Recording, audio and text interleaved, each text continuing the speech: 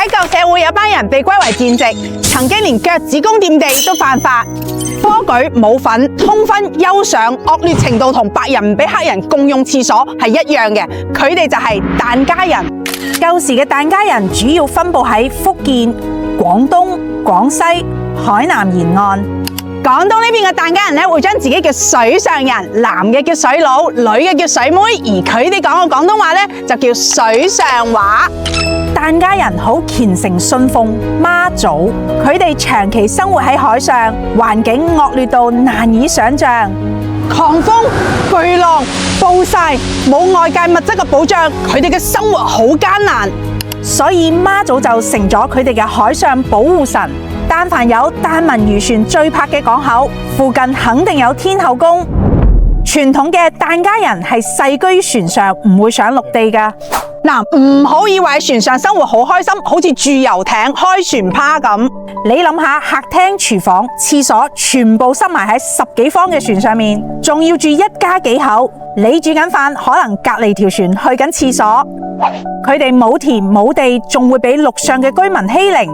最慘係死咗都冇墓碑，沙灘挖個坑就埋，驚玷污岸上嘅風水喎。你話屈唔屈啊？同疍家人食魚，千祈唔好翻面喎，因為翻魚等於翻船。第一拜仲唔可以夾魚頭㗎，話魚頭係船頭龍王爺。最慘係舊時唔准上岸讀書，唔准同陸上人通婚，真係有房有船，但冇人權。當時疍家女人想翻身就只有一個選擇，就係同嚟中國做生意嘅洋人成親啦。香港首富何東嘅母親師弟，正係疍家女同荷蘭洋人通婚嘅傳奇人物。師弟同洋人何士文未婚同居14年，生咗5個混血仔女，包括何東同賭王何鴻燊嘅爺爺何福。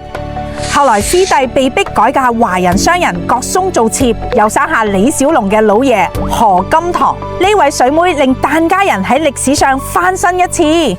全體疍家人真正翻身就係新中國成立後，多得周總理一句幫水上人上岸，疍家人先結束千年漂泊。你知唔知連冼星海都係疍家仔？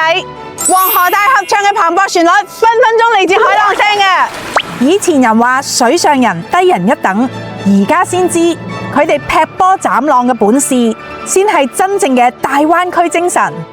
下次見到漁船，記得講句兄弟，你嘅祖先勁過海盜啊！仲有啲咩疍家人習俗你知嘅，評論區話我聽啊！